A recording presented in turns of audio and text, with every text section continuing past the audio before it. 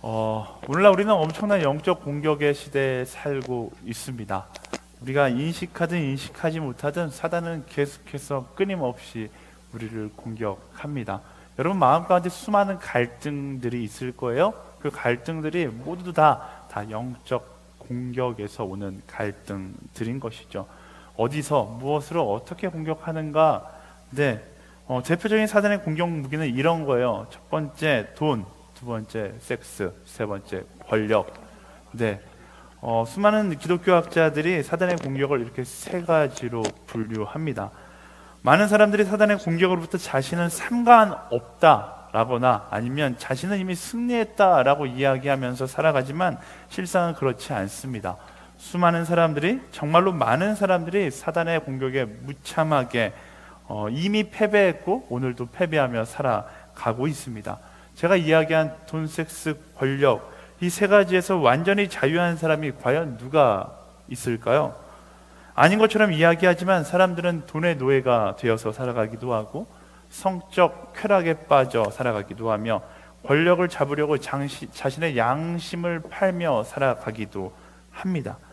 그리고 그것에 대해서 어느 순간부터 거리낌 없이 혹은 사회의 이치, 세상이 돌아가는 이치라고 이야기하면서 합리화하며 다음 세대에게 또 교육까지도 해요. 세상은 이렇게 사는 거야. 세상은 원래 이런 거야. 이런 얘기 많이 들었을 거예요. 세상은 원래 그런 거야. 근데 이게 바로 어떻게 보면 영적 공격에서 지는 것에 대해서 당연하다라고 우리가 다음 세대들에게 이야기하고 있는 모습이다라는 것입니다. 우리는요, 엄청나게 많은 공격을 받고 있지만 엄청나게 많은 공격을 느끼지 못하고 살아가요. 왜 그럴까요? 그 이유는 지금은 공격이란 단어가 이미 이제 의미가 없는 거예요. 공격이 아니라 이미 사단의 지배를 받으며 살아가고 있기 때문에 그래요. 세상이요, 공격받는다. 우리는 지금 공격받고 있어요. 이런 느낌이 들지 않는 이유는 이미 공격이 끝났고 지배를 받으며 살아가고 있는 것이죠. 세상이 사단의 논리에 의해 돌아가고 있기 때문에 사람들은 이런 세상이 당연한 것이고 거룩, 사랑, 정의 이런 단어들은 감성팔이하는 사람들의 시간 낭비하는 용어들이다라고 이야기하는 그런 사회 가운데, 사단의 지배 가운데 우리는 살고 있습니다. 어떤 사람은 저의 이런 이야기를 들으면서 에이 설마 그렇겠어요 라고 반문할 수도 있지만 우리가 조금만 정신을 차리고 세상을 바라보면, 여러분이 서 있는 자리에서 조금만 정신을 차리고 옆 사람을 바라보고 주변을 바라보면 세상은 사단의 공격의 시대를 지나서 사단의 통치 아래 돌아가고 있다고 말해도 과언이 아닐 정도로 우리는 굉장히 심각한 상황 가운데 놓여 있습니다. 더 이상 문제를 문제로 받아들이지 않고 사람들은 돈, 섹스, 권력 이 세 가지가 인생의 목표가 되어서 살아가고 있습니다. 이런 시대를 그냥 두고 봐야 하는 것일까요? 혹은 이런 시대 가운데 순응하여서 우리도 같이 돈, 섹스, 권력 이것들을 바라보며 살아가야 하는 것일까요? 이런 영적 시대와 비슷했던 시대가 있습니다. 바로 한국이 경험했던 일제 시대였죠. 일본의 공격의 시기가 지날 때, 일본이 수없이 우리나라를 공격했을 때 우리나라는 그 공격을 막기 위해서 엄청나게 노력했어요. 근데 공격의 시기가 지나고 일본이 한국을 통치하기 시작했을 때, 한국을 지배했을 때 수많은 사람들이, 아니 어쩌면 거의 대부분의 사람들이 그 문화에 순응하며 일본인으로 살아갔던 그런 시절이 있습니다. 근데 참 다행인 것은 그런 그 시대를 가만히 놔두지 않았던 사람들이 있었다라는 것이죠. 바로 우리가 잘 알고 있는 안중근, 윤봉길, 유관순과 같은 독립운동가, 독립투사들, 프랑스어로는 레지스탕스. 네, 이런 레지스탕스가 우리 한국 가운데 있었기 때문에 오늘날 우리는 우리의 민족의 정체성을 되찾고 대한민국이라는 이름을 가지고 살 수 있게 된 것이죠. 일제시대 때 독립투사들이 있었듯이 이런 그 사단의 통치 가운데서도 그 통치를 끊어내려는 투사들, 레지스탕스가 있다라는 사실을 우리는 기억해야 합니다. 누가 레지스탕스예요? 바로 크리스찬, 이 자리에 앉아있는 여러분들이 세상의 사단의 통치를 끊어내기 위해서 몸부림치고 그들에게 끝까지 저항하는 이 시대의 레지스탕스다라는 사실입니다. 그게 바로 우리의 사명인 거예요. 그리스도인의 사명은 무엇인가? 사단의 통치가 가득한 이 세상 가운데 하나님 통치를 회복시키는 것, 그것이 바로 우리 그리스도인들의 사명이다라는 것입니다. 그리고 우리의 다음 세대들은 우리를 그렇게 기억할 거예요. 하나님 나라를 이 땅 가운데 회복하기 위해 마지막까지 포기하지 않았던 하나님 나라의 레지스탕스로 우리를 기억하게 되겠죠. 여러분은 어떤 이름으로 기억되기를 소망합니까? 그저 세상에 사단의 영향력이 펼쳐지는 것을 두고 봤었던 한 사람의 엑스트라로 기억되기를 원하십니까? 아니면 마지막까지 그 하나님 나라를 회복하기 위해서 몸부림쳤던 하나님 나라의 레지스턴스로 기억되기를 소망하십니까? 그건 여러분들의 선택인 것이죠. 예수님은요, 사단이 통치하는 이 시대 역사 이래 가장 강력하고 가장 위대했던 레지스탕스였습니다. 예수님이 이 땅 가운데 오셨을 때도 이미 사단의 통치가 이 시대를 지배하고 있었죠. 사람들은 거룩의 모양으로 포장되어 있었을지 모르지만 그들의 삶은 오늘과 마찬가지로 똑같아요. 돈, 섹스, 명예에 끌려다니는 사단의 노예된 인생을 살았던 시대에 예수님께서 나타나셨습니다. 그리고 그들 가운데 나타나신 예수님은요, 그들의 인생 가운데 새로운 도전을 주세요. 쉽게 말하면 그들의 노예 근성을 끊어내시는 것이죠. 어떻게 끊으셨어요? 예수님의 메시지를 보면 알 수 있습니다. 예수님의 메시지와 예수님의 삶은 항상 한 가지를 이야기해요. 무엇을 이야기하냐면 You are so special. 너는 하나님 나라의 VIP, very important person이라고 예수님은 이야기하십니다. 이 메시지가 굉장히 중요합니다. 이 땅 가운데 오셔서 예수님께서 다른 사역을 하신 것이 아니라 한 사람 한 사람에게 말씀하시는 거예요. 십자가 위에서 다른 사역을 하셨던 것이 아니라 제일 중요한 건 우리에게 말씀하시는 거예요. 너희는 그렇게 미천한 존재가 아니야. 너희는 very important person. 내가 창조하고 내가 계획한 나의 가장 소중한 존재이다 라고 우리에게 말씀해 주신 것이죠. 오늘 말씀도 바로 그 내용에서 우리가 볼 수 있습니다. 22절 말씀 같이 읽어볼까요? 22절 시작. 그때 사람들이 귀신이 들려서 눈멀고 말하지 못하는 사람을 예수께 데리고 왔습니다. 이 사람을 고쳐주시자 그 사람이 말도 하고 볼 수 있게 됐습니다. 오늘 말씀해 보니까요, 귀신 들린 사람이 등장하고 있습니다. 귀신이 들렸다라는 것은 무엇을 의미할까요? 네, 귀신이 들렸다는 건 현상적으로 귀신 들린 모습을 가졌다라는 것을 의미하기도 하지만 좀 더 영적인 의미로 살펴보자면 사람이 전인적으로 사단의 통치를 받고 있는 상태를 귀신 들렸다라고 이야기하는 것입니다. 사단이 사람의 인생을 통치하면 어떤 일이 일어나는가? 그 사람의 존재의 존귀함을 지우기 시작하는 거죠. 철저하게 사단의 노예로 만들기 시작하는 거예요. 과거 한국 전쟁의 역사들, 한국뿐만 아니라 모든 세계 전쟁의 역사들을 보면요, 한 나라가 한 나라를 지배하게 되면 제일 먼저 하는 것이 그 나라에 대한 소속감 자체를 부정하는 작업을 합니다. 혼혈 민족을 만들려고 노력하고 언어를 사용하지 못하게 하고 그들의 문화를 다 불태우거나 짓밟아 버리는 것이죠. 그래서 한국이 혼혈 민족이 되지 않게 해서 그토록 노력했던 것이고, 이스라엘 민족이 말씀 가운데 하나님께서 이방인들과 결혼하지 마라, 끝까지 그것을 지켜냈던 이유가 바로 민족성을 잃지 않기 위한 몸부림이었던 것입니다. 그들이 왜 이런 일을 하는가? 그들의 소속감을 부정하고 존귀함을 잊게 해서 철저하게 나는, 대한민국을 예를 들자면 나는 대한민국 국민이 아니라 나는 노예로 태어났다라는 노예 근성을 만들고 싶어하기 때문인 것이죠.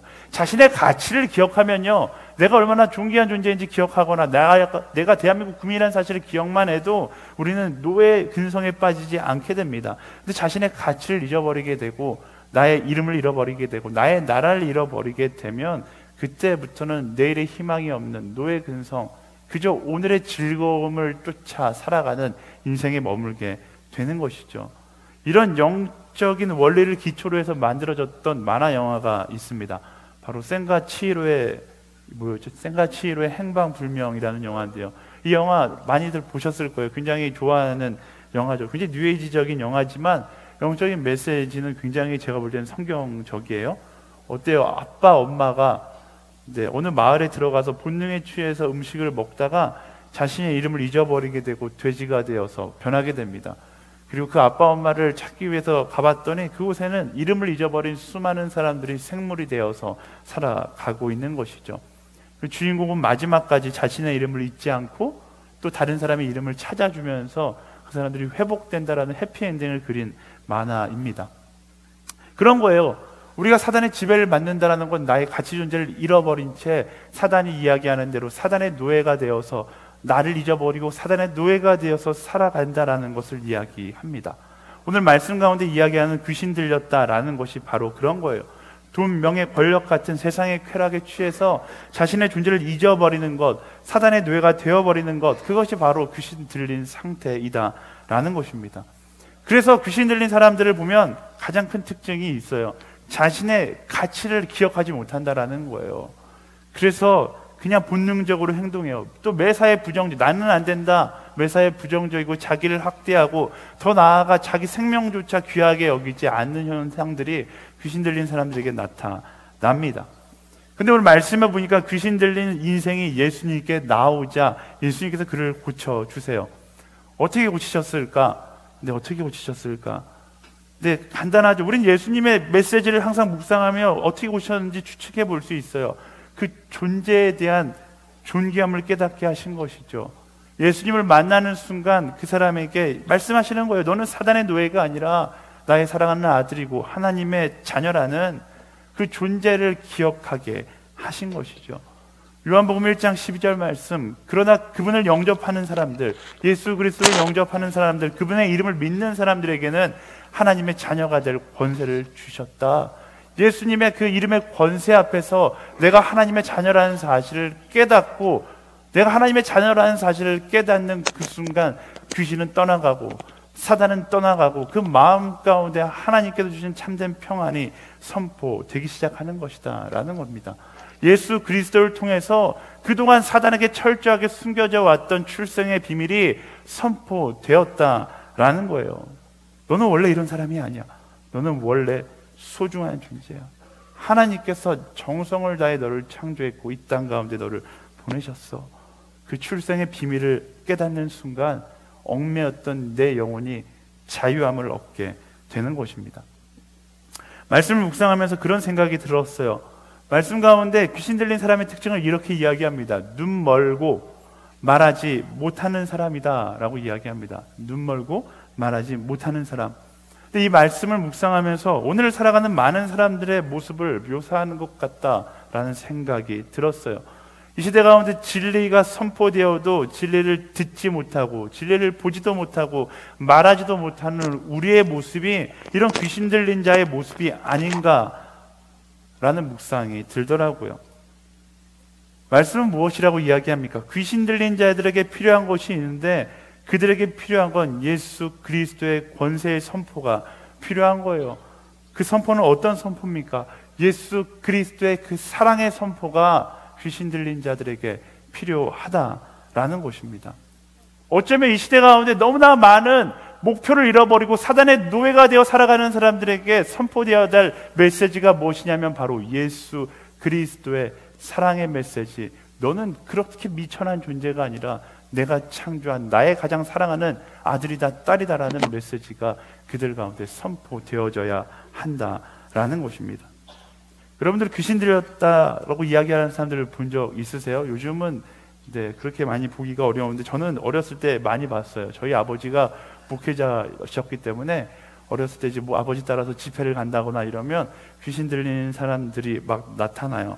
근데 어렸을 때 저에게 트라우마가 하나 있어요.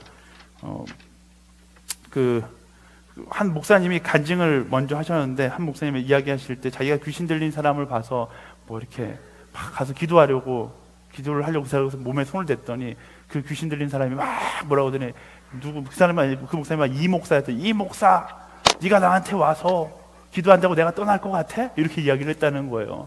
이 목사님이 굉장히 당황했다. 이 이야기를 들으면서 갑자기 마음에 덜컥 겁이 났어요. 어떻게 하지? 만약에 내가 귀신 들린 사람 보면 어떻게 하지? 그 사람이 나를 알아보면 어떻게 하지? 이런 마음을 가지고 살아갈 때 우연찮게 기도원에 갔는데 또 귀신 들린 사람이 나타난 거예요. 근데 그 사람들이 막 다 같이 몰려가서 기도하는데 저는 뒤에서 머뭇머뭇거리고 있었어요. 근데 머뭇머뭇거리고 있을 때 그 귀신 들린 사람이 누워 있는데 그 영화의 한 장면처럼 많은 사람이 둘러싸여 있는데 그 둘러싸인 그 사이에 그 사람 눈을 봤어요. 근데 그 사람이 정확하게 저한테 이야기하는 거예요. 최성민 너 뭐 하고 있어? 이렇게 이야기를 하는 거예요. 정말로 그 어린 나이에 소름이 막 끼치는 거예요. 두려웠어요. 도망쳤어요. 부끄러운 고백이지만 도망쳤어요.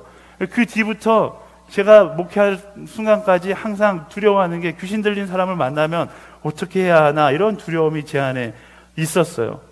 어떻게 보면 정말 큰 트라우마 같은 것이죠. 근데 허브대학부 왔을 때 첫 번째 몽골 아울리치를 갔는데 갑자기 첫 번째 날 저녁에 집회를 하다가 설교를 하는데 한 아이가 소리를 지르면서 쓰러지는 거예요. 네, 모두가 다 놀랐죠. 저도 무서웠어요. 어떻게 해야 되나? 하나님께서 이럴 때 분명히 강력하게 말씀하세요. 꼭 하나님 이럴 때 말씀하세요. 가서 기도해라 라고 말씀하셨어요. 네, 제가 하나님 어떻게 기도해야 됩니까? 내 이름의 권세로 선포하면 되지 않느냐. 그래서 제가 이제 평상시 꿈꾸던 그런 장면들이구나 해서 담대하게 갔어요. 그래서 두렵지만 제가 선포했어요. 예수 그리스도의 이름을 명하니 떠나갈지어다! 이렇게 선포를 했어요. 어떻게 됐을까요? 근데 몽골 귀신이라서 그런지 못 알아듣는 것 같았어요. 아무 일도 일어나지 않는 거예요. 아무 일도 일어나지 않았어요. 그때 굉장히 갑자기 두려운 마음이 일기 시작했어요. 뭐라고 저를 향해서 소리치긴 시작하는데 저게 무슨 말일까라는 궁금증도 있고, 저를 뒤에서 바라보고 있는 저와 함께 갔던 아울리치 지체들은 얼마나 나를 무능력한 목회자로 바라보고 있을까라는 생각이 드는 거예요. 어떻게 해야 될까 고민하고 있는데 하나님께서 사랑한다라고 이야기해 주라는 마음을 주셨어요. 그게 내가 저 아이에게 전하고 싶은 마음이다 라고 이야기하시더라고요. 제가 가서 뭐라고 이야기했을까요? 한국말로 하면 못 알아들을까봐 낮에 노방전도할 때 열심히 해왔던 예수님은 당신을 사랑하십니다. 아버지처럼 꼭 이 단어 외우잖아요. 예수님은 당신을 사랑하십니다. 예수스 딴드 하이르 때 제가 귀에다 대고 크게도 얘기 안 했어요. 예수스 딴드 하이르 때 아무 일도 일어나지 않았어요. 좀 더 크게 얘기했어요. 예수 스탠드 하이르 때 아무 일도 일어나지 않자. 제가 이제 그때부터는 이제 끝났다. 자존심이고 뭐가 없다. 그래서 막 소리치기 시작했어요. 미친 사람처럼, 누가 보면 제가 귀신 들린 사람처럼 막 소리치기 시작한 거예요. 예수 스탠드 하이르 때, 예수 스탠드 하이르 때. 정말 재밌었던 건 제가 막 그렇게 외치고 있는데 그때 저희를 맞이해줬던 선교사님이 저를 보면서 뭐하냐 이런 눈빛으로 저를 쳐다보고 계시는 거예요. 예수 스탠드 하이르 때를 계속 외쳤는데 갑자기 어느 순간 그 아이가 굉장히 평안한 표정으로 돌아오는 거예요. 그리고 일어났어요. 그리고 집회 마지막까지 집회 시간이 지나가고 간증하는 시간, 이 친구가 일어나서 간증하는데 그런 얘기를 하는 거예요. 자기는 어려서부터 상처가 많은 친구였다라는 거예요. 어려서 부모님께도 버림받고 친구들에게도 놀림받고 아무도 나를 사랑하지 않는데, 그렇게 아무도 나를 사랑하지 않는다라고 느끼는 어느 순간부터 자기 귀에 맴도는 소리가 있었다라는 거예요. 항상 그 소리는 누구의 목소리인지 몰랐는데 너는 쓸모없는 존재야, 너는 쓸모없는 존재야 라고 이야기했대요. 그런데 그 수련회 와서 찬양하는데 갑자기 자기 안에서 그 친구가 너는 쓸모없는 존재야 라고 이야기했던 그 목소리가 소리를 지르기 시작하고, 그 소리를 내가 컨트롤할 수 없는 상황 가운데 찾아왔다라는 거예요. 그리고 그 소리 가운데 자기를 신음하고 있는데 어디선가 작은 목소리로, 처음엔 못 알아듣는 목소리였는데 예수스 딴드 하이르 때, 촌스러운 목소리로 예수스 딴드 하이르 때, 예수스 딴드 하이르 때, 이 목소리가 자기 가운데 울리기 시작했다라는 거예요. 어느 순간부터 이 내 안에 있는 내가 알지 못하는 소리야 예수스 딴드 하이르 때라는 이 고백이 둘이 맞서서 싸우는데 어느 순간부터 갑자기 내 마음 가운데 예수스 딴드 하이르 때라는 외침만 남게 되었다라는 간증을 하더라고요. 그 간증을 듣는데 제가 마음 가운데 확신이 들었어요. 아, 귀신은 예수 그리스도의 사랑 앞에서 떠나가게 되는구나. 이 세대를 다스리고 있는 사단의 영향력은 예수 그리스도의 그 사랑 안에서 떠나가게 되는구나. 사단은요, 예수 그리스도의 사랑이 우리 인생 가운데 선포되면 떠나가게 되어 있는 거예요. 내가 누군가에게 예수 그리스도의 사랑을 선포하기 시작하면 그 선포로 그의 인생 가운데 사단이 떠나가게 되는 거예요. 사랑하는 여러분, 세상은요, 사단이 정말로 판치고 있는 세상이에요. 사단의 통치가 이미 만연한 세상입니다. 근데 이 세상 가운데 우리는 그냥 두고만 보는 것이 아니라 어떻게 하는 거예요? 이 세상 가운데 먼저 나에게 선포하는 거예요. 나는 예수님께서 사랑하는 존재야 라고 나에게 선포하고, 더 나아가 세상을 향해 선포하는 것이죠. 너는 예수님께서 사랑하는 존재야. 그리고 한 사람을 대할 때마다 골로새서 3장 23절 말씀, 여러분 잘 아는 말씀이잖아요. 무슨 일을 하든지 사람에게 하듯 하지 말고 죽게 하듯 마음을 다해 하십시오. 죽게 하듯 마음을 다해 하라는 건 무엇입니까? 예수 그리스도의 사랑을 품고 그것을 다 들고서 그들에게 그 마음을 전하라는 거예요. 그렇게 예수 그리스도의 사랑의 마음을 가지고 너는 소중한 존재야 라고 우리가 외치는 인생을 살아갈 때 우리의 외침을 통해서 이 세상 가운데 사단의 통찰에 놓여져 있던 수많은 귀신 들린 인생들이 회복되기 시작할 것이다 라는 것입니다. 사랑하는 여러분, 그게 그리스도인의 사명인 거예요. 옆 사람에게 연습해 볼까요? 네, 이렇게 이야기해 주겠습니다. 너는 하나님의 VIP야. 이렇게 이야기해 줄까요? 네. 네. 그리스도인은요, 사람을 대할 때 이 메시지를 마음으로 이야기하면서 대해야 되는 거예요.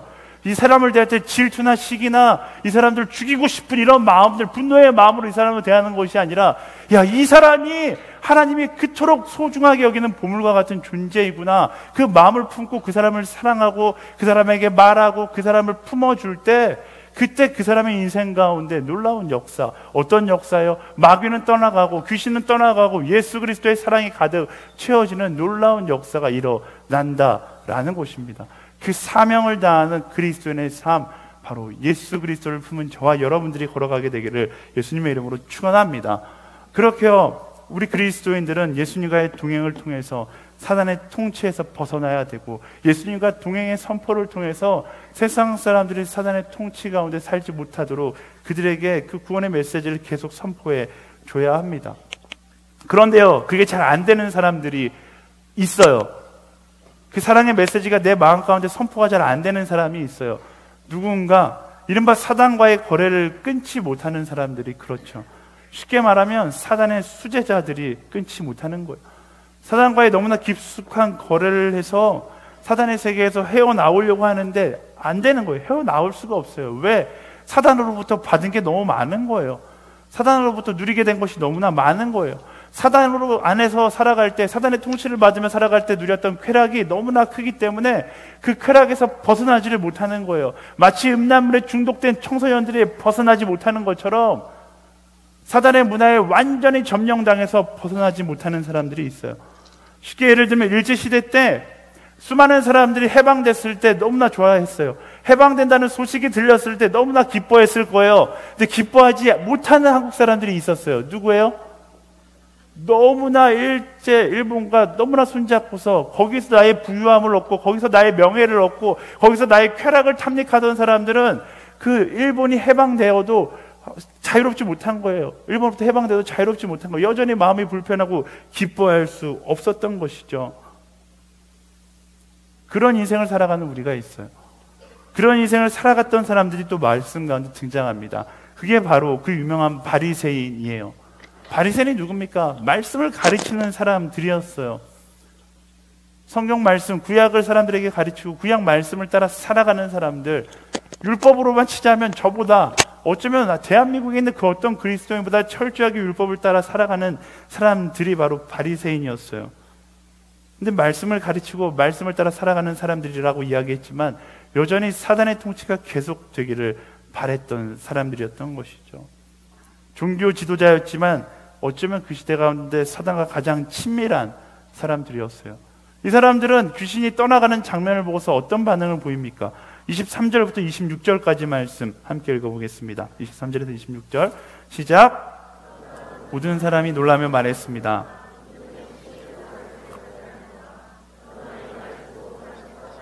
이 사람이 귀신의 왕 바알세불의 힘을 빌려 귀신을 내쫓는다라고 말했습니다. 그 생각을 아시고 그들에게 말씀하셨습니다. 어떤 나라든지 서로 갈라져 싸우면 망하게 되고 가정도 서로 갈라져 싸우면 무너진다.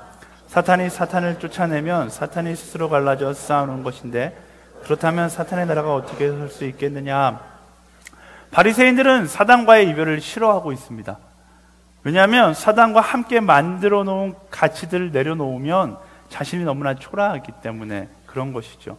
당대의 기득권층이었던 그들에게 예수 그리스도는 메시아가 아니라 자신의 권력을 빼앗아갈 존재로만 여겨졌기 때문에 그런 거예요. 사단과의 깊은 거래로 인해 인생 자체가 이미 사단화되어 버린 것이죠. 그래서 예수님께서 귀신 들린 사람을 치유하였지만 진짜 귀신 들린 사람은 어쩌면 그 예수님이 치유했던 그 사람이 아니라 예수님을 바알세불의 힘을 빌려서 치유한다라고 이야기했던 바리새인들이 진정한 귀신 들린 사람인 것이죠. 이 장면에 사단의 세력 가운데 여전히 놓여 있는 사람은 바로 그 바리새인들인 거예요. 겉으로 멀쩡해 보일지 모르지만, 아니 멀쩡해 보이는 것이 아니라 훌륭해 보이는 모습으로 있지만 그들의 인생 자체는 이미 사단에게 완전히 내어준, 사단의 통치가 완전히 그 나라를 점령한 그런 인생이 되어 버린 것이죠. 우리 역시 마찬가지입니다. 눈에 보이는 귀신 들린 사람보다 어쩌면 더 사단의 노예로 살아가는 사람들이 있습니다. 아니, 정말로 훨씬 많을 거예요. 그들은 세상에만 있는 것이 아니라 어쩌면 예수 믿는다라는 명분 아래 이 자리에 앉아 있을 수도 있어요. 이 교회 아래 앉아 있지만 여전히 나는 귀신 들린 인생, 마귀에게 통치받는 인생을 살아가는 사람들이 있을 수 있다라는 것입니다. 눈에 보이는 현상적 귀신만이 사단의 노예가 되었다는 증거가 아니에요.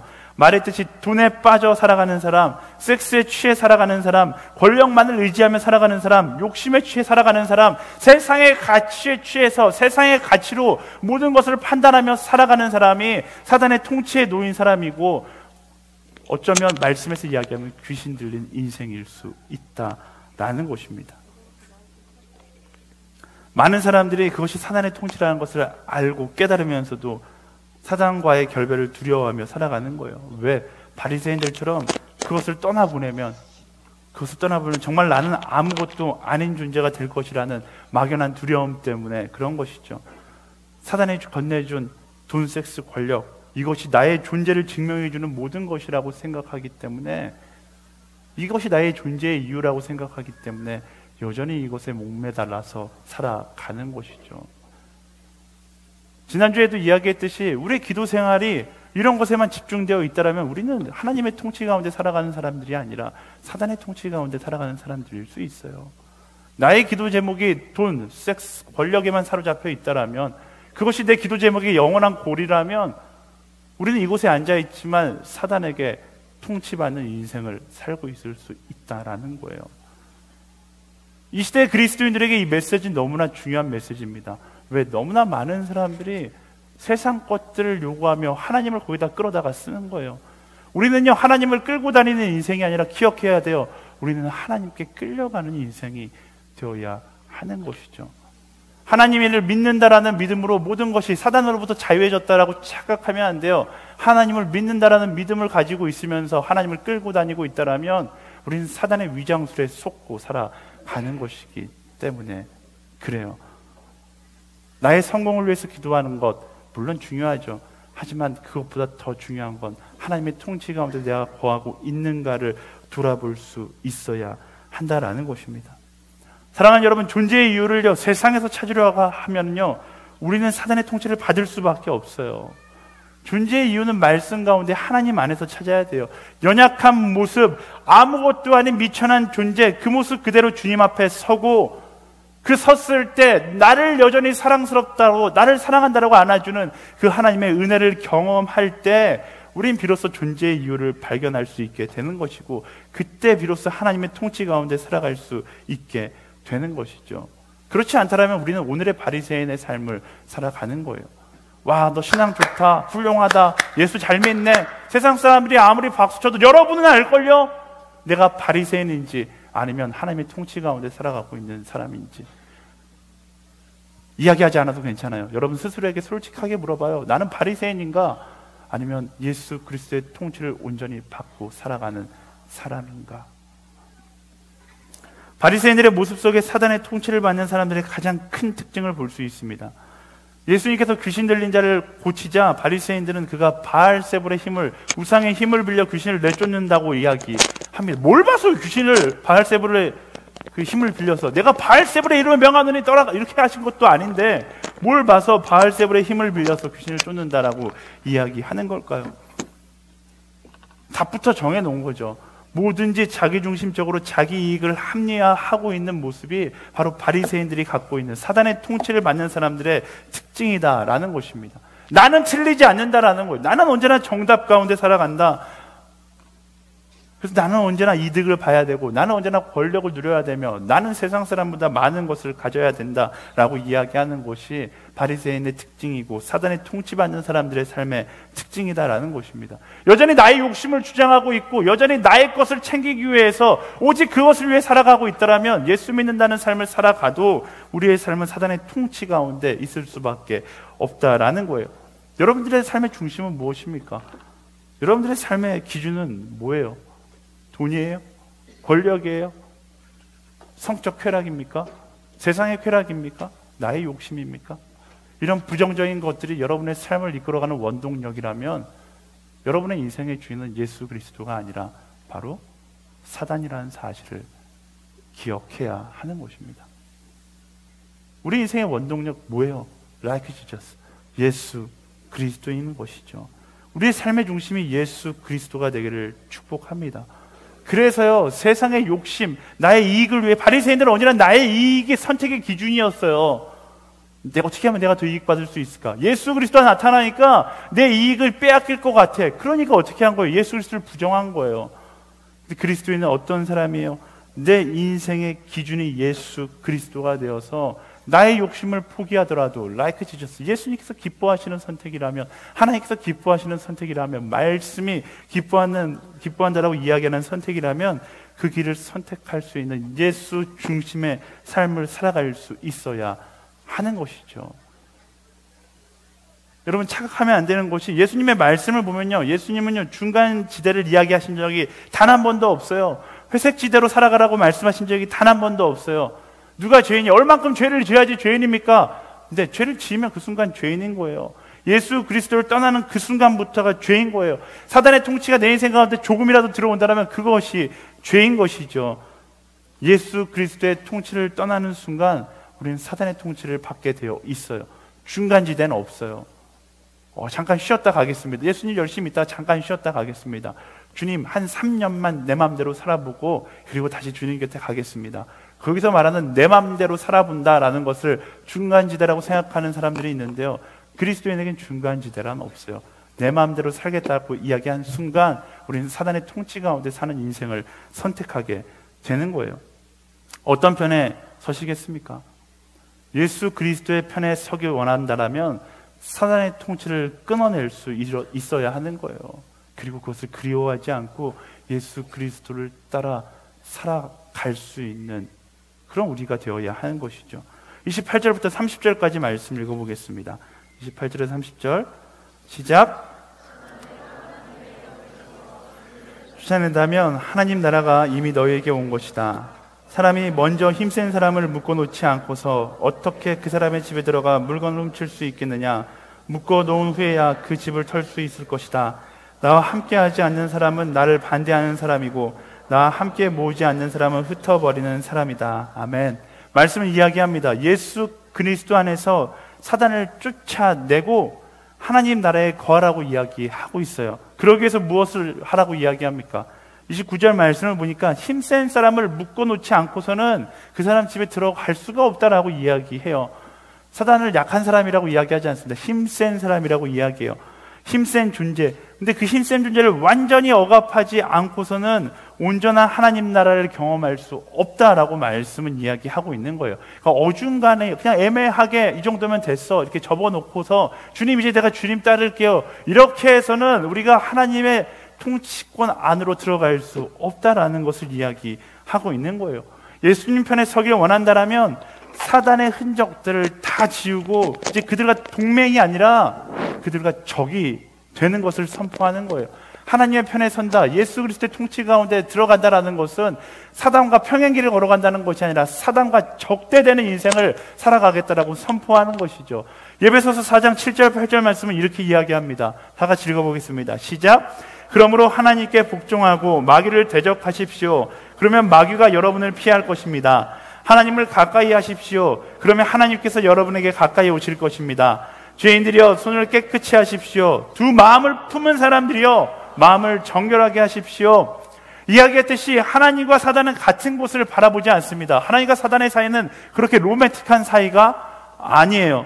다른 곳을 바라봅니다. 애매한 입장을 취해서 하나님 편도 들었다가 사단의 편도 들었다가 이럴 수 있는 사이가 아니라는 거예요. 하나님의 편에 서겠다라고 결단하는 그 순간 사단의 것들은 우리가 피하고 나아가야 한다라는 거예요. 두 마음을 품을 수 없다라고 말씀은 이야기하지 않습니까? 여러분, 쉽게 예를 들면 암에 걸렸어요. 암 수술할 때 암을 남겨놓는 사람이 없어요. 얼마 전에 어떤 드라마에서, 오로라 공주인가, 그 드라마에서 어떤 남자가 이상한 대사를 했잖아요. 이 남자가 암세포도 생명인데 같이 살아야죠.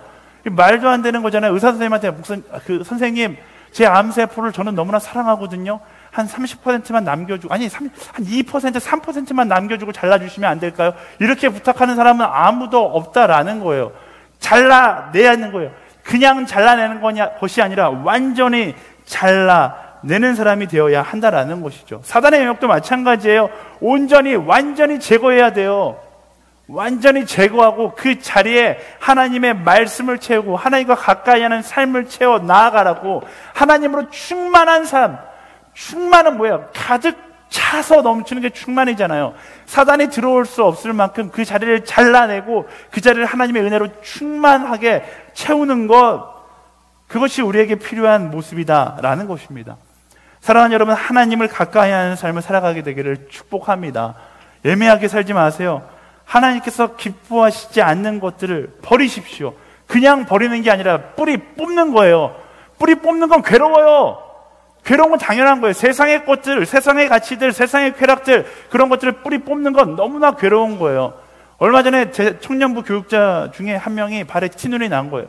축구 시합을 하는데 정말로 그때 제가 지난주에 얘기했던 6대1로 처참하게 졌을 때 이 전도사님이 잘 못 이었어요.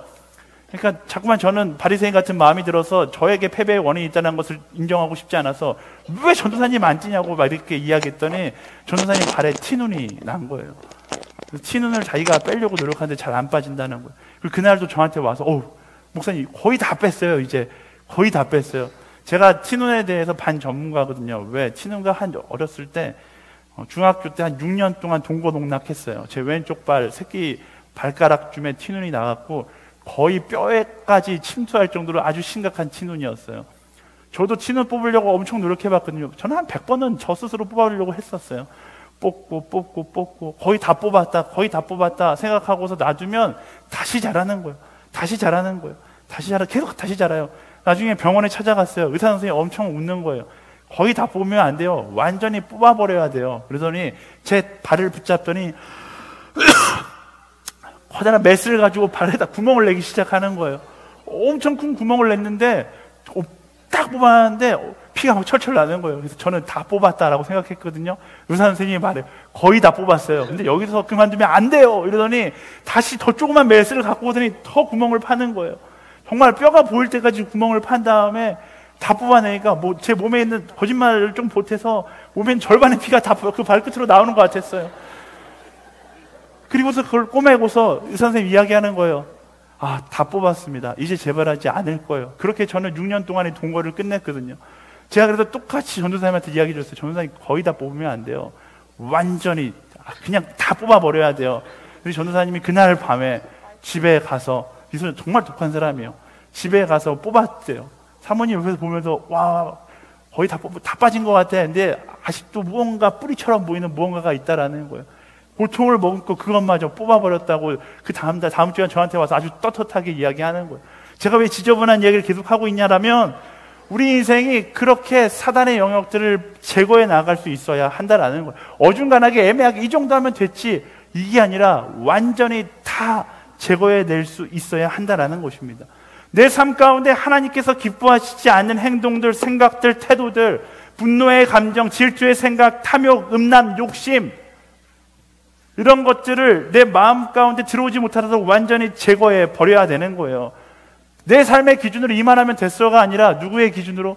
예수 그리스도의 기준으로 다 제거해 나아가야지 그때 비로소 우리는 하나님의 통치 가운데 거하는 인생을 살아가게 된다라는 것입니다. 그래서 저는 이 라이크 지저스라는 말 너무 좋은 것 같아요. 이번 저희 그 리더십 수련회 때 이 주제로 하려고 만들었지만 이 주제가 지금 제 인생의 모토가 되는 것 같아요. 이 하루에도 저는 거짓말 하나도 안 보태고 한 200번 이상은 속으로 라이크 지저스를 외치는 것 같아요. 한 사람을 만날 때 분노가 치밀어 올 때 외쳐요. 라이크 지저스. 와, 예수님이라면 어떻게 하셨을까?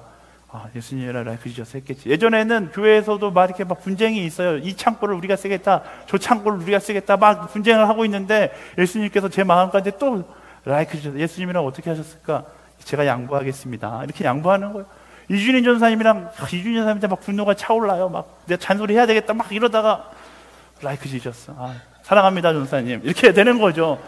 근데 우리 인생이 이런 인생이 돼야 돼요. 스킨십 어디까지 해야 됩니까? 답은 여기 있어요. Like Jesus. 예수님의 마음으로 하면 돼요. 술 마셔도 됩니까? 안 됩니까? Like Jesus. 예수님이만 마셨을까? 이 상황 가운데 고민하면, 그리고 결정하면 되는 것이죠. 핸드폰을 할 때도 마찬가지예요. 제가 예전에도 자주 얘기했는데, 유기성 목사님 설교하시는데 이야기하는 거, 유기성 목사님도 똑같은 설교하셔서 예수님처럼 해야 합니다. 그 집회가 목사님들 다 가득 모여있는 집회인데 유기성 목사님이 우리의 마음 가운데 항상 물어야 돼요. 예수님처럼, 예수님이라면 이 시간을 어떻게 하셨을까? 예수님이라면 이 시간에 땡땡이 치고 도망쳤을까요? 아니에요. 도망치지 않아요. 예수님이라면 이 시간 핸드폰 켜서 다른 짓 할까요? 아니에요. 하지 않아요. 그 순간 수많은 300명의 목사님들이 그 강의를 듣고 있었는데 들고 있던 핸드폰을 주머니에 넣었어요. 다 그런 거예요. 여러분 지금 핸드폰 하고 계신 분 계시죠? 최성민 목사의 마음으로는 괜찮아요. 근데 예수님의 마음으로 과연 예수님께서 그것을 어떻게 생각하실지를 고민해 보세요. 가족에 대한 태도도 마찬가지예요. 친구에 대한 태도도 마찬가지예요. 어디에 있든지 내가 기준이 아니라, 내 욕심이 기준이 아니라, 내 이기심이 기준이 아니라 예수 그리스도가 기준이 되는 삶을 살아가는 거예요. 그러면요, 그때부터 우리가 날마다 고백하는 내가 사는 것은 내 안에 예수께서 사시는 것이라, 갈라디아서 2장 20절의 말씀이 나의 삶이 되고, 나의 삶이 되는 순간 내 친구와 내가 앉아있지만 내 친구는 나를 만나는 것이 아니라 예수 그리스도를 만나는 놀라운 기적과 같은 삶을 경험하게 되는 거예요. 사랑하는 여러분, 저를 따라서 선포해 보시겠습니까? 내 안에 예수님이 인생의 기준입니다. 네, 다시 한번 선포하겠습니다. 내 안에 예수님이 내 인생의 기준입니다. 우린 그런 인생을 살아가는 거예요. 그게 마귀의 통치를 벗어나서 하나님의 통치 가운데 살아가는 사람들의 방법론인 것이죠. 마지막으로 31절 32절 말씀 같이 읽어보겠습니다. 31절 32절 시작. 그러므로 내가 너에게 말한다. 사람의 모든 죄와 신성 모독하는 말은 용서받겠지만 성령을 모독하는 것은 용서받지 못할 것이다. 누구든지 인자를 욕하는 사람은 용서받겠지만 성령을 모독하는 사람은 이 세대와 오는 세대에서도 용서받지 못할 것이다. 아멘. 예수님께서 굉장히 무서운 말씀을 하고 계세요. 성령을 회방하지 말라. 우리는 예수님 하면 용서의 예수님, 사랑의 예수님, 그 사랑의 예수님의 입에서 용서받지 못하는 것이 있는데 너희가 성령을 모독하면 용서받지 못한다라고 말씀하세요.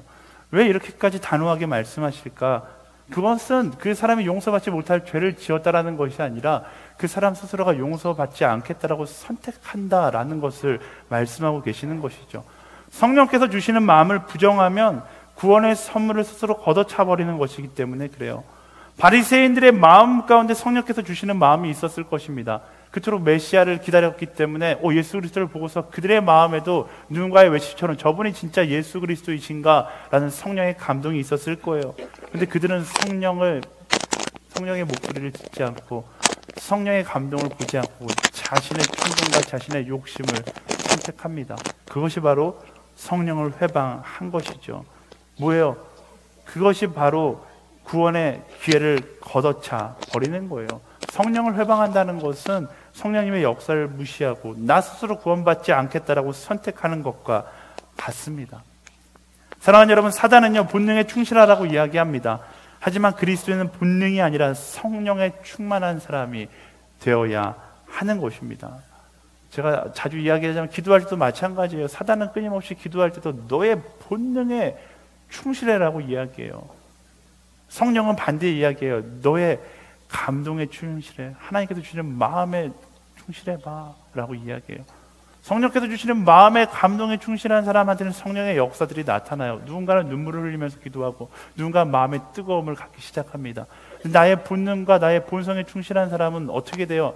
울려는 그 순간, 성령의 감동 주시는 그 순간 그 감동을 무시한 채 다른 것들을 생각, 나의 지위, 내가 교회에 왔는데 지금 2주 됐는데 2주 만에 눈물 흘리고 기도하면 미친 사람으로 여기지 않을까, 이런 지위를 생각하게 되고 다른 사람의 눈치를 생각하게 되고, 막 이주일 앞에 나가서 찬양하세요, 막 성령은 막 찬양하라고 이야기, 앞에 나가라고 이야기하는데, 야, 내 저기 나갔다가 나 완전 왕따 되는 거야, 오늘 놀림감 되는 거야. 이건 뭐예요? 어떻게 보면 성령을 회방하는 것이죠. 말씀은 그것을 이야기해요. 본능에 충실한 인생이 아니라 성령에 충만한 인생이 되라라고 이야기합니다. 성령은요, 때로는, 아니 거의 대부분 나를 굉장히 난처하고 힘든 길로 인도합니다.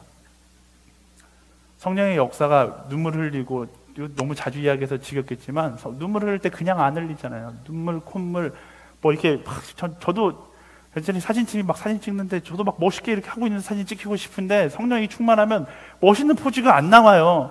네, 이렇게 가끔씩 구글에다 성령 충만 치면 이렇게 굉장히 예쁜 장면이 이렇게 멋있게 나오고 있는데, 덜 충만 장면이에요. 진짜 충만한 사람은 이렇게 멋있지 않아요. 충만한 사람은 막 눈이 밤탱이처럼 이렇게 막 부어 있고, 콧물이 막 침하고 같이 섞여 있고, 이런 모습이 되는 거예요. 그럼에도 불구하고 내가 그 성령 충만한 가운데 나아가는 이유가 뭐예요? 나의 본능에 충실한 것이 아니라 성령의 충만함을 따라 가는 것이기 때문에 그래요. 저는 그 충만함이 나의 삶 가운데 가득하다라면 우리 인생 가운데 고민할 문제들이 사라질 것이라고 확신합니다. 술자리에서, 이성과의 자리에서, 회사의 자리에서, 나를 타락으로 인도하는 모든 자리에서 나의 본성을 따라가는 것이 아니라 성령의 인도하심을 따라가는 거예요. 그렇지 않고 성령께서 내 마음 가운데 주시는 그 압박감을 무시한 채 나의 본성을 선택한다라면, 나의 욕심을 선택한다라면 결국 우리는 사단의 통치 가운데 나 스스로를 던져버리는 꼴이 되는 것이죠. 사랑하는 여러분, 본성 충만한 인생이 아니라 성령 충만한 인생 되기를 예수 그리스도의 이름으로 축원합니다. 아멘. 아멘. 네, 우리 옆 사람에게 선포하겠습니다. 성령 충만한 인생이 될지어다. 나 스스로에게 선포하게, 가슴에 손을 얹고 선포할까요? 성령 충만한 인생이 될지어다. 아멘. 네, 말씀을 정리하겠습니다. 우리는 사단의 통치가 만연한 세상 가운데 살아가는, 이 단어를 기억하면 좋을 거예요. 멋지잖아요. 레지스탕스. 불어 전공하는 사람 있으면 이거 정확한 발음으로 알려주시면 좋을 것 같아요. 레지스탕스, 이렇게 그러니까 레지스탕스인가요? 어쨌든 레지스탕스. 날마다 말씀과 기도로, 예배함으로 나의 신분을 점검하는 거예요. 우리는 단 한 사람도 빠짐없이 이 시대 가운데 예수 그리스도의 마음을 품고 살아가는 레지스탕스로 보냄받았어요.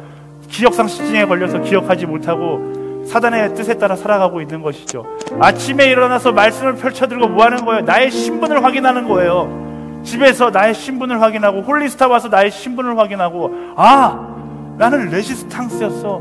나는 하나님께서 보내신 이 시대의 독립투사였어. 이 사실을 깨닫고 그 신분다운 인생을 살아가겠다라고 결단하는 것이 바로 기도의 시간이고 말씀의 시간인 거예요. 말씀을 펼쳐들고 기도함으로 하나님께서 말씀해 주시는, 너는 내 VIP야. 내가 가장 소중하게 여기는 한 사람이야. 그 말씀을 내 마음 가운데 새기고 VIP답게 살겠다라고 결단하는 것이 예배의 시간이고 말씀을 묵상하는 시간이고 기도의 시간이에요. 그 시간을 회복하고 내가 하나님 나라의 VIP임을 세상 가운데 선포하며 살아가십시오. 그리고 하나님의 VIP라면 VIP답게 정직하게 살아가고 거룩하게 살아가세요. 세상 죄를 지으면서 합리화하지 마세요. 절대 합리화하지 마세요. 합리화라는 언어가 여러분 인생 가운데 튀어나오는 그 순간 예수 그리스도의 이름으로 잘라내버리세요. 제일 많이 합리화, 이 정도 커닝하면 돼, 잘라내는 거예요. 나는 술 한 잔 정도 안 취해, 잘라내버리는 거예요. 이 정도 만나면 괜찮아, 이 정도 스킨십 괜찮아, 그렇게라고 말할 정도가 되면, 스킨십에 대해서 이거 괜찮은가 고민을 할 정도가 됐다라면 잘라낼 때가 된 거예요. 잘라내세요. 내 인생 가운데 무언가 나의 쾌락을 얻기 위해서 타협하는 부분이 있다면 잘라내세요. 제가 이야기했잖아요. 저한테 전화해서 목사님 이거 괜찮을까요? 라고 묻는 그 순간 저는 고민하지 않고 이야기해요. 잘라내라고 이야기해요. 왜? 그것이 사단이 우리에게 던지는 미끼와 같은 것이기 때문에 그래요. 하나님의 VIP답게 정직하고 거룩하고 부끄럽지 않고 죄에 대해서만큼은 철저하게 회개할 수 있는 그런 사람이 되십시오. 지지난주에 얘기했잖아요. 구원받았다라는 그것은 무엇이냐면 회개할 수 있는 용기가 우리 안에 있다라는 거예요. 철저하게 회개하고, 그 다음에 뭐예요? 마지막 이야기했던 것처럼 나의 본능을 따라 살아가는 것이 아니라 성령 충만함으로 성령의 감동을 따라 살아가는 저와 여러분들이 되기를 예수님의 이름으로 축원합니다.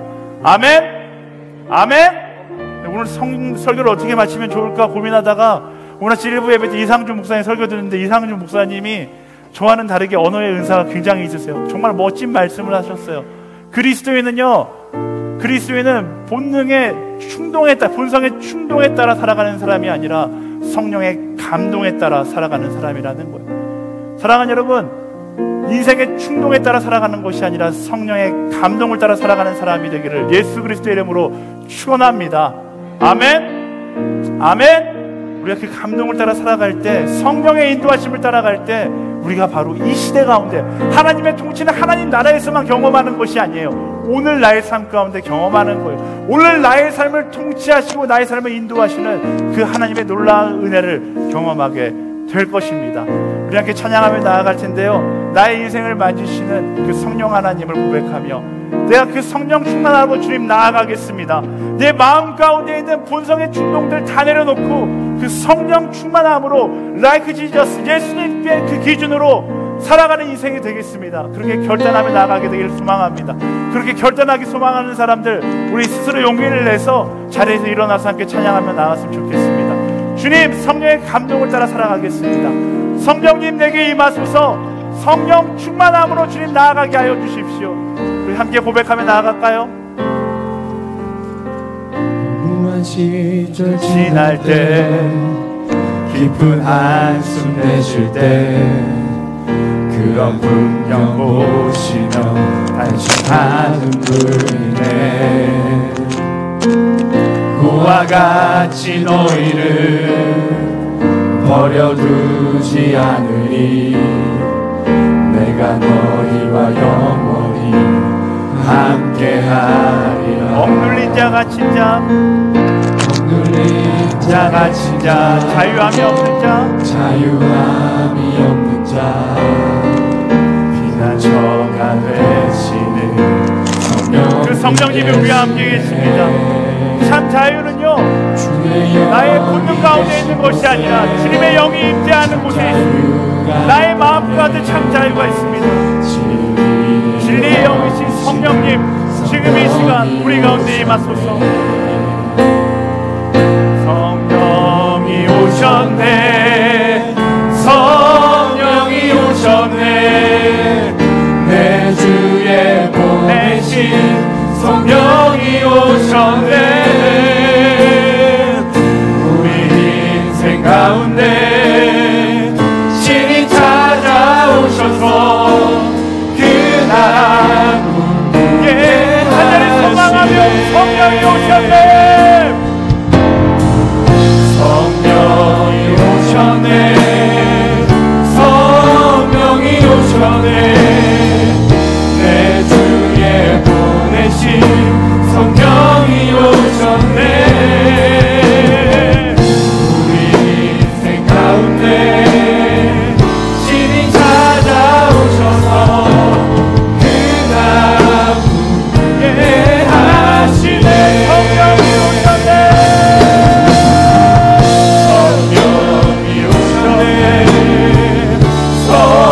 성령이 오셨네, 내 주에 보내신 성령이 오셨네. 우리 인생 가운데 신이 찾아오셔서 그 나라 부르게 하시네. 정량이 기도하며 나아갈 때 우리 아주 단순하게 기도했으면 좋겠습니다. 예전에는 이렇게 기도 많이 했는데요, 요즘 잘 안 하는 것 같아요. 아주 단순하게 한 가지만 위해서, 성령 하나님 나의 삶 가운데 임재하여 주시옵소서. 성령님 내 인생의 주인이 되어 주시옵소서. 내 인생을 이끌어 주시옵소서. 오직 성령만을 사모하는 자마다 우리 주여 한번 부르시고 성령님 내게 임하소서 기도하며 나아가겠습니다. 주여